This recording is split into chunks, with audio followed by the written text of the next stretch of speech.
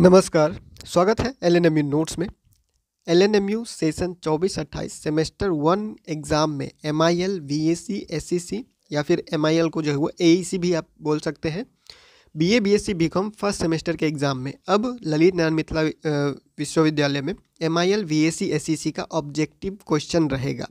जब से ये जो है वो जानकारी जो है वो फैलना शुरू हुआ है, तब से जो है वो सवाल पूछा जा रहा है कैसा ऑब्जेक्टिव रहेगा, कॉपी कैसा रहेगा, आंसर कैसे देना है, ऑब्जेक्टिव क्वेश्चन का जो है वो आंसर कैसे देंगे, कैसा कॉपी, ये सारा चीज़ जो है वो सबसे पहले देखिए कुछ कुछ कमेंट है तो उसका जवाब जो है वो देते हैं और उसके माध्यम से ही आपको जो है वो जानकारी भी मिलता हुआ चला जाएगा। और उसके बाद आपको कॉपी भी दिखाएंगे, मतलब कि आपको एग्ज़ाम में कैसा कॉपी मिलेगा और उस कॉपी में आपको कैसे भरना होगा, ऑब्जेक्टिव क्वेश्चन रहेगा तो कैसा रहेगा, सारा कुछ जो है वो आपको जानकारी दे देते हैं। तो यहाँ जैसे एक कमेंट है, वीडियो अपलोड करने के तुरंत बाद जो है वो ये पूछा गया था, सर ऑब्जेक्टिव कैसे पढ़ेंगे। गेस पेपर में ऑब्जेक्टिव जो है वो बहुत कम दिया हुआ है, या फिर उससे होगा या नहीं होगा।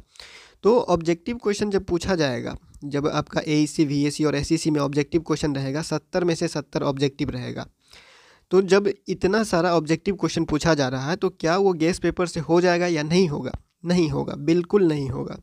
गेस पेपर ऑब्जेक्टिव क्वेश्चन के लिए कभी भी है ही नहीं। चाहे आज का एग्ज़ाम हो, कल का एग्ज़ाम हो, परसों का एग्ज़ाम हो, कहीं कभी का जो बीए, बीएससी, बीकॉम, चाहे आप फर्स्ट सेमेस्टर में एग्ज़ाम दे रहे हैं, चाहे सेकेंड सेमेस्टर में देंगे या थर्ड सेमेस्टर में देंगे, तो जो गेस पेपर है उससे आपको दूर रहना है जब तक आपका एग्ज़ाम नहीं आ जाता। एग्ज़ाम से पहले जब आपका एडमिशन हो जाता है तो आपको सिलेबस देखना है, बुक पढ़ना है, और तब लास्ट में जब कोई ऑप्शन नहीं बचता है तब जाके आपको गेस्ट पेपर ख़रीदना होता है। या फिर जब आप नोट्स तैयार कर रहे होते हैं तो हर किताब तो आप नहीं खरीद सकते, कुछ कुछ यूट्यूब से देखते हैं, गूगल से देख के नोट्स बनाते हैं, तब जाके आप गेस्ट पेपर जो है वो ले सकते हैं और उससे भी पढ़ के थोड़ा इधर से थोड़ा उधर से करते हुए अपना एक नोट्स तैयार करते हैं। और ऑब्जेक्टिव क्वेश्चन तो बिल्कुल ही नहीं मिलेगा, ठीक है। गेस पेपर का ऑब्जेक्टिव क्वेश्चन बिल्कुल ही नहीं मिलेगा, आपको पढ़ के ही जाना पड़ेगा, एक्स्ट्रा आप पढ़ के जाइए थोड़ा सा, तभी आपका ऑब्जेक्टिव क्वेश्चन बनेगा, ठीक है। अब बहुत सारे ऐसे स्टूडेंट हैं कि यहाँ जैसे पूछ रहा है सर ऑप्शन देगा। अब ये सवाल है कि जवाब है? देखिए बहुत सारे ऐसे स्टूडेंट पूछ रहे हैं कि ऑब्जेक्टिव क्वेश्चन कैसा रहेगा, क्या उसमें ऑप्शन देगा। तो ऑब्जेक्टिव का मतलब क्या होता है, आपने बोर्ड एग्जाम भी दिया हुआ है, उसमें आप लोगों का जो जैसे बिहार बोर्ड हो गया, सीबीएसई है, आप किसी भी बोर्ड से देते हैं तो जो ऑब्जेक्टिव क्वेश्चन पूछा जाता है वो आपका एमसीक्यू रहता है, मल्टीपल चॉइस क्वेश्चन। यानी कि जो आपका क्वेश्चन पूछा जाएगा, मान लीजिए क्वेश्चन नंबर 1 है, क्वेश्चन नंबर 1 पूछा गया आपसे, कुछ भी क्वेश्चन पूछा गया, उसका 4 ऑप्शन रहेगा। 4 ऑप्शन में जो सही है, जो सही ऑप्शन है वही आपको जो है वो कॉपी में क्या करना है, घेरा करना है, गोल करना है। OMR सीट अभी हम आपको दिखा रहे हैं कैसे करना है। तो 4 ऑप्शन दिया जाएगा, चारों में से कोई एक आंसर जो है वो सही होता है, और ऐसे ही करके 70 तक रहेगा। क्वेश्चन नंबर 1, 2, 3, 4, 5, 10, 20, 30, 40 जितना भी नंबर तक है, 70 नंबर का एग्ज़ाम है, तो 70 का 70 पूरा ऑब्जेक्टिव क्वेश्चन रहेगा। यानी सब में ऑप्शन रहेगा कि कौन सा सही है, उसको आपको जो है वो कॉपी में घेरा करना है, गोल करना है, ठीक है। तो ये हो गया। उसके बाद जैसे कि सब्जेक्टिव भी एमआईएल, या जैसे सर सब्जेक्टिव भी रहता है एमआईएल में, तो सब्जेक्टिव के ऑब्जेक्टिव सब्जेक्टिव के बारे में ही बात हो रहा है। सब्जेक्टिव मतलब हो गया उसमें लिखने वाला काम होता है, और ऑब्जेक्टिव मतलब हो गया उसमें लिखने वाला काम नहीं होता है, ठीक है। ऑब्जेक्टिव में सिर्फ और सिर्फ क्वेश्चन का ऑप्शन दिया रहेगा, 4 ऑप्शन रहेगा, जो सही है वो आपको जो है वो कॉपी में घेरा कर देना है, और उसके लिए OMR सीट मिलेगा आपको। कॉपी लिखने वाला कॉपी आपको नहीं मिलेगा, एक ही पेपर मिलेगा। हम आपको दिखा देते हैं कैसा पेपर मिलेगा। जैसे आगे बढ़ते हैं तो जैसे कि ये ऑप्शन है कि हिंदी में रहेगा या इंग्लिश में रहेगा। अगर ये कन्फ्यूज़न भी अगर आपको चल रहा है तो देखिए दोनों मीडियम में रहेगा, हिंदी में भी क्वेश्चन रहेगा, और इंग्लिश में भी क्वेश्चन रहेगा, ठीक है। जैसे ये स्वच्छ भारत के लिए पूछ रहे हैं, या फिर आपका दूसरा कोई होगा, फिट इंडिया होगा, या फिर जो भी होगा, तो ऐसा जो क्वेश्चन पेपर होगा उसका हिंदी में भी रहेगा क्वेश्चन पेपर, और इंग्लिश में भी क्वेश्चन पेपर रहेगा। क्वेश्चन हिंदी में भी रहेगा, इंग्लिश में भी रहेगा, आंसर भी हिंदी में रहेगा, इंग्लिश में भी रहेगा, दोनों मीडियम में रहेगा। आपको जहाँ भी सही लगेगा, मतलब कि जो आपको समझ में आता है वो पढ़िए और आंसर दीजिए, ठीक है। तो ये सारा चीज़ जो है वो डिपेंड नहीं करता, आपको जो आता है उसमें लिखिए, जो आता है उसमें आंसर दीजिए, उससे कोई फ़र्क नहीं पड़ता है, आपको आंसर देना है वो ज़्यादा ज़रूरी है, ठीक है। तो ये सारा चीज़ जो है वो क्लियर हो चुका है।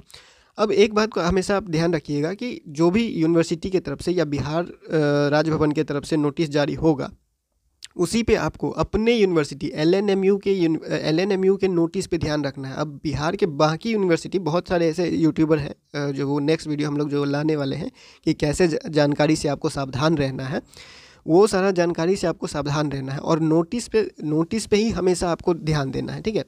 आगे बढ़ते हैं। तो अब आपको बताते हैं ये जो सेमेस्टर 1 का एग्ज़ाम में ऑब्जेक्टिव होगा या सब्जेक्टिव होगा, कौन से पेपर में ऑब्जेक्टिव या सब्जेक्टिव होगा, ये जो वीडियो है वो 1 महीना पहले देख रहे हैं आप, दिसंबर 15 16 को ही अपलोड कर दिए थे।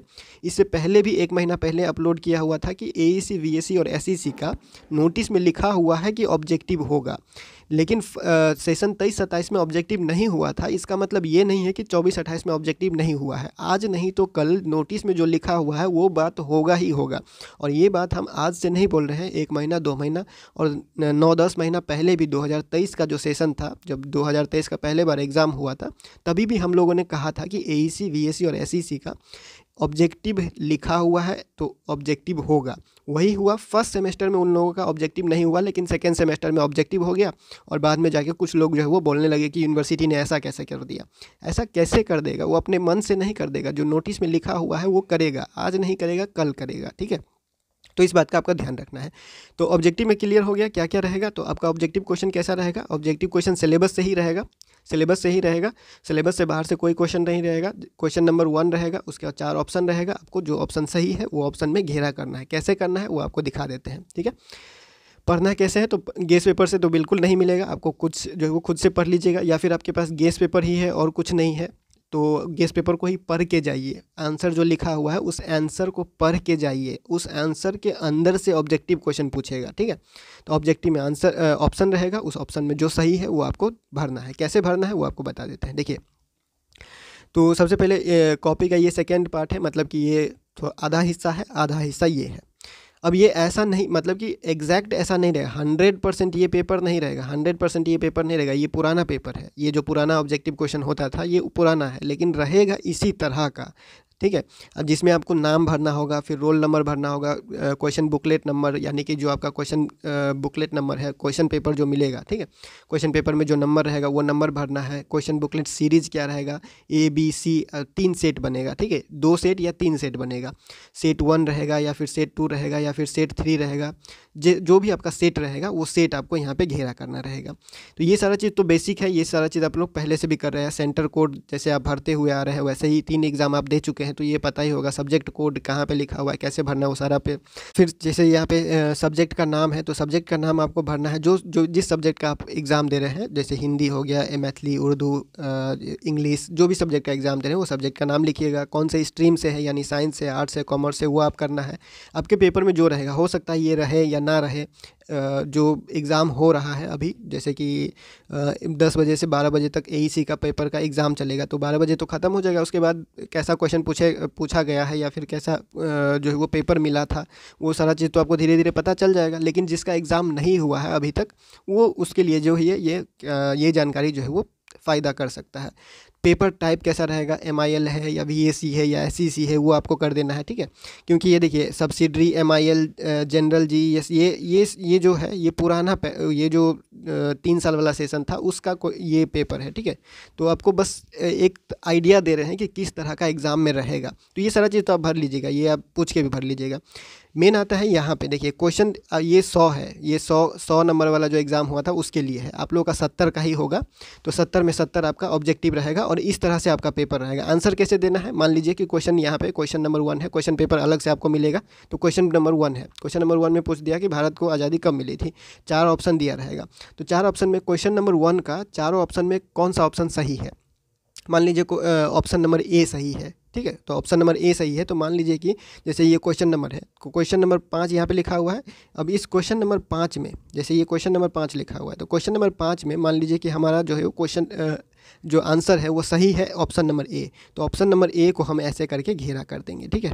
ऑप्शन नंबर A को हम ऐसे करके गोल कर देंगे, जिस तरह से आपने सेंटर कोड या फिर कॉलेज कोड ये सारा चीज़ भरा हुआ है, रजिस्ट्रेशन नंबर, ये सारा चीज़ जो आप करते हैं उसी तरह से इसको गोला कर देना। ठीक उसी तरह से अगर फिर नेक्स्ट क्वेश्चन देखेंगे, क्वेश्चन नंबर 6 देख लेंगे। क्वेश्चन नंबर 6 में मान लीजिए 4 ऑप्शन दिया हुआ है, चारों ऑप्शन में C नंबर सही है, तो C नंबर को ऐसे हम घेर देंगे, ठीक है।